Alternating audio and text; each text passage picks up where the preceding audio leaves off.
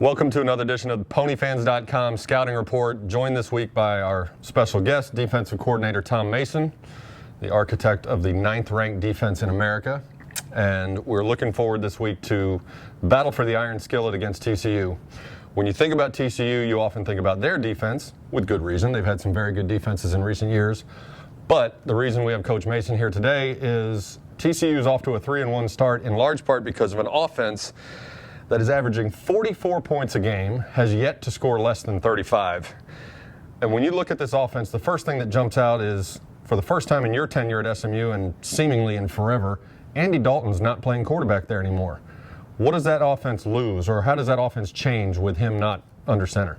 Well, he created so much for that offense. He could beat you with his feet. He could throw the ball.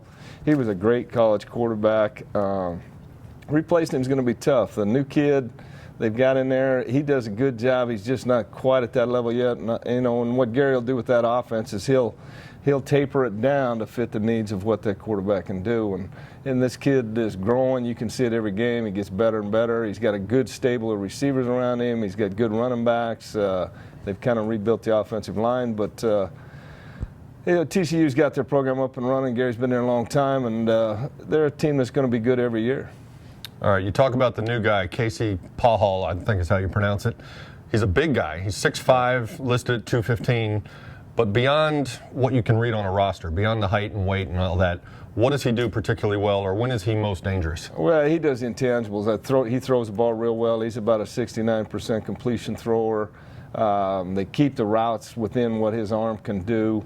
He's probably not as big a running threat as Dalton was, but as he goes, he'll get more confidence in that. I don't think he's got quite the speed that Dalton had, and they don't ask him to do those things. So he's just a good, solid quarterback that they keep within the system, and you like that kind of kid on your offense because he's a field general out there, and he doesn't get him in trouble. Very few turnovers. I think he's had 2 interceptions in 4 games, so just a real solid kid.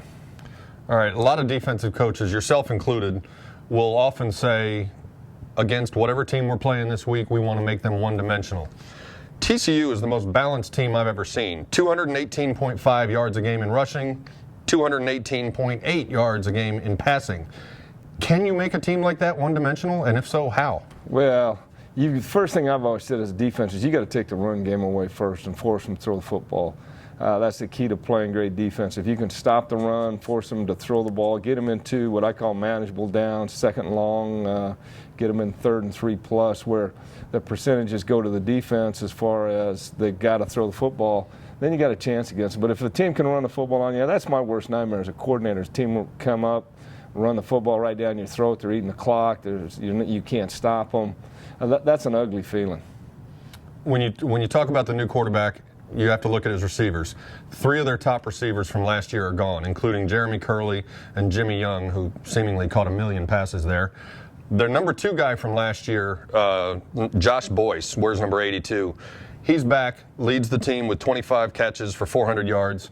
What are his strengths, and what do they like to do with him? Do they move him around a lot, or does he have a set group of routes that they like to stick him with? Well, they'll move him to different spots, but not very often. Usually he's going to line up at the outside spot, but will move him around. He's kind of the go-to guy. You know, quarterbacks get a favorite receiver that they like to go to. He's got a lot of catches compared to the second guy. I think he's got about 10 or 12 more catches than the second guy. But they will move him around, and they want to find him. They're going to give him routes that the quarterback's comfortable with. I think he's as good as those kids they've had there before. He's a guy that we've got to know where he's at every time when he lines up in a formation. And we're not going to do anything special as far as double covering him or anything like that. But he's a guy that he's going to get the ball to him, especially if he feels like you're giving him something that allows him to get the ball there. For years, maybe as far back as at least LaDainian Tomlinson, the TCU offense has usually had a pretty decent running game. This year, their top returning runner, Ed Wesley, got hurt in the Baylor game in the opener, but rumor has it he may be back this week. They got 3 or 4 guys putting up pretty good numbers. You've got Ed Wesley, you've got Wayman James, who leads the team in rushing with 345 yards. Matthew Tucker, I know you saw last year, he's got a team-high 5 rushing touchdowns.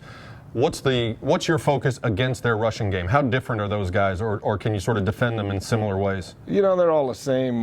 Wesley, they say he's going to play. I always go by numbers. 32 and 29 are exactly the same type of guys. And they've done a great job recruiting running backs. They get some of the top kids in Texas, and you know, they're going to run the football. They all do the same thing. The thing that I like about those backs is they're tough backs. They're going to get the tough yardage. We've talked to the kids all week. You're not going to tackle these guys with arm tackles. You got to put your shoulder pads on them. You can't give them seams. This is the best team I've ever faced as far as backs finding the creases in your defense. So if you got creases in your defense, you better, you know, you better get that shored up right away, because those backs will find it. All those backs are good running backs, and this is as good a group of running backs as that two we saw at A&M. And these kids are quality kids. They've got breakaway speed. They're tough. And to me, that's the key to the game. If we can control these guys, hold them down, you know, 125 yards rushing, somewhere in that category, then you'll have a chance in the ball game. If these guys rush for 250, you're not going to win that ball game. Offensive coaches, we'll talk about, you can have great quarterbacks, you can have great running backs. It all starts with the big guys up front. And TCU has had a bit of a facelift on their offensive line. Marcus Cannon went on to the NFL. Their center, Jake Fitzpatrick, he's gone on. When you study tape, what does their offensive line look like to you? They're typical kids. I don't think they're as big as what they've had there in the past. I think they're size-wise, they're not as big, but they're a solid offensive line. I wouldn't say they're a great one. Do what they do well. They don't ask them to do a lot. There's a lot of zone block, and they try to double team you, knock you off the ball, go up and block second level, and create creases so that your backs can find those creases. Probably not as good as they've been in the offensive line over the last couple of years, but again, as this group gels and they get game experience, play together, they're going to be a pretty good offensive line down the road. Does that, when you talk about a team that does a lot of zone blocking like that, is that an ideal matchup for your defensive front? Well, I think I can put our defensive front against any offensive line in the country. I mean, we've got good people up front, and that's where this game's going to be decided. It's going to be decided if our defensive line gets off the ball and gets off those blocks, and those linebackers can run and make those hits on those backs. We're going to have a good day out there, and that's where the game's going to be decided. It's going to be decided up front, because they throw the ball so quick in their passing game, you're not going to get much pass rush on them. But if they can run the football, or we can stop the run, that's where the game's going to be decided, right there. All right, you look at the reputation of these two teams, you think Jim Jones, you think high-flying offense, you think TCU, you think about their defense, but it may very well come down to SMU's defense and what they can do with TCU Saturday at Amon Carter. This has been the PonyFans.com scouting report.